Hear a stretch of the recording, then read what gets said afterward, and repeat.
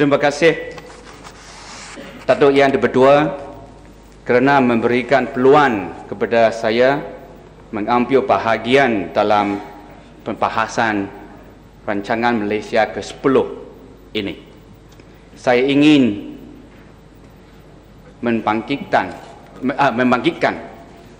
beberapa isu di Dewan Yang Mulia ini. Isu persatu ialah isu serius rasuah di Malaysia dan di Sarawak.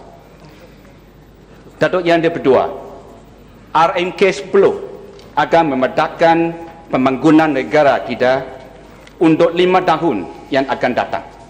Statistik kejadian rasuah bagi 10 tahun yang lalu menunjukkan usaha-usaha untuk memerangi rasuah telah gagal dengan teruk.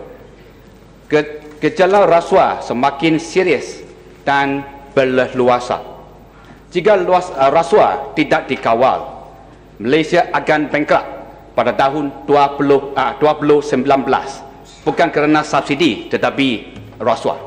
Hakikatnya, Composite Index rasuah telah jatuh dari 47 pada tahun 2008 pada tahun ke-15 6 pada tahun 2009. Ini membuktikan bahawa pentadbiran kerajaan ini di bawah Najib juga gagal dalam usaha memerangi rasuah. Tidak boleh sebut nama. Sibu, you orang baru yang berhormat Sibu. Orang baru. Ya. Ini ada belajar. Duduk. Ada Ini flow saya. belajar. Contoh. Yalah. Mau janganlah sikit. Datuk Yang Berdua. Orang Melayu kata ada budi bahasa lah masuk rumah baru. Jangan nak tunjuk jadi hero lah. Kamu senior, kamu senior. Jangan tunjuk jadi hero lah. Duduk. Sila duduk. Lain kali. Contoh kes rasuah banyak. Seperti skandal PKFZ, enjin jet yang hilang dan dijumpai di Uruguay. Itu isu lama lah. Kapal selam yang tidak dapat Ada cerita baru kan? Cerita baru. yang dibeli daripada Isu pasir pun tak selesai lah. 60% daripada dabun pembangunan yang telah lesap. Itu Bandar Kuching sudah bawa lama lah. Selugan kepada kumpulan sasaran. Tampaknya lagi. Sudah tentunya rakyat Malaysia akan bersetuju bahawa negara ini memang berada dalam senario burning platform apabila tiada seekor pun ikan besar berkaitan dengan skandal PKFZ ditahan, maka ikan besar dalam kes-kes rasuah di Sarawak turut akan terlepas. Datuk Mahmud merupakan Ketua Menteri yang berkhidmat paling lama di Malaysia bila dilantik sebagai Ketua Menteri pada tahun 1981 dan beliau masih Ketua Menteri pada tahun 2010, iaitu selama 29 tahun. Kebanyakan kes-kes rasuah di Sarawak boleh dikaitkan dengan projek-projek yang diberi kepada syarikat-syarikat ahli-ahli keluarga Ketua Menteri Sarawak. Politik pembangunan ala daik adalah politik diskriminasi, nepotisme dan rasuah. Dasar kerajaan dalam isu tanah dan tanah ICR dan juga dasar pemberian konsesi gayu balak dan kontrak-kontrak kerajaan semuanya tidak memihak kepada keperluan dan kepentingan rakyat. Selain daripada itu, selain daripada ahli-ahli keluarga Ketua Menteri, ramai pemimpin SUPP yang mempunyai hubungan rapat dengan keluarga Ketua Menteri juga menjadi sangat kaya. Banyak masalah yang dihadapi oleh Sarawak boleh dikatakan disebabkan oleh kuasa mutlak yang tertumpu pada seorang Ketua Menteri untuk tempoh yang terlalu lama. Ketiga kementerian yang paling berkuasa di Sarawak ialah Pejabat Ketua Menteri, Kementerian Kewangan dan Kementerian Perancangan dan Pengurusan Sumber. Datuk Yang Berdua, ketiga kementerian ini diketuai oleh satu orang, Datuk Mahmud.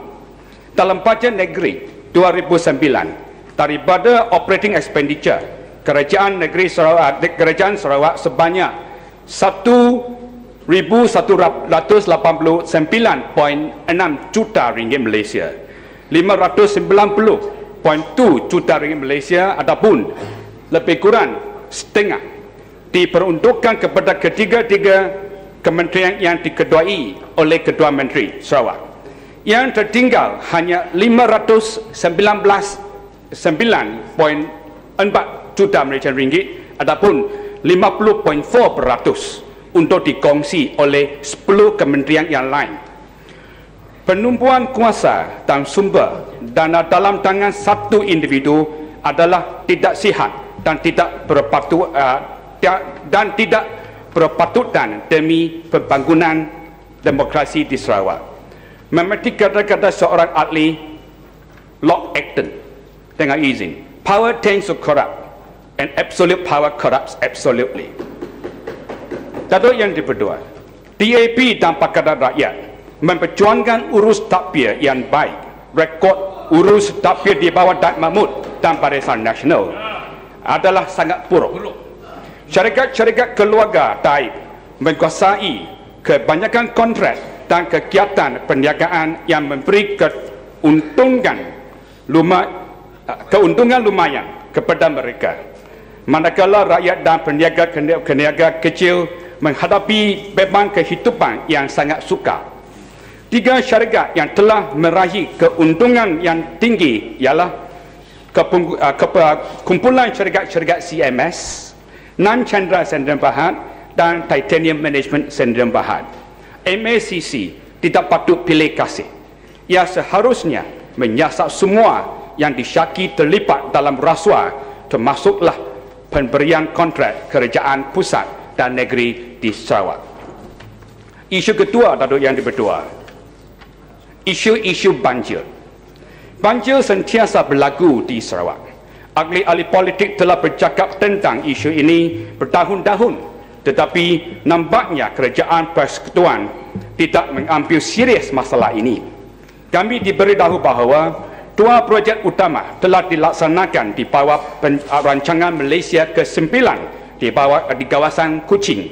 Projek-projek ini ialah Kuching Flood Mitigation Project dan Pau Town Mitigation Project. Di Sibu pula ada Sibu Flood Mitigation Project. Di Bintulu, Barisan Nasional telah mengenal pasti pelbagai kerja-kerja pulih baik sistem saluran untuk sungai Pelang besar dan sungai Spiu catchment.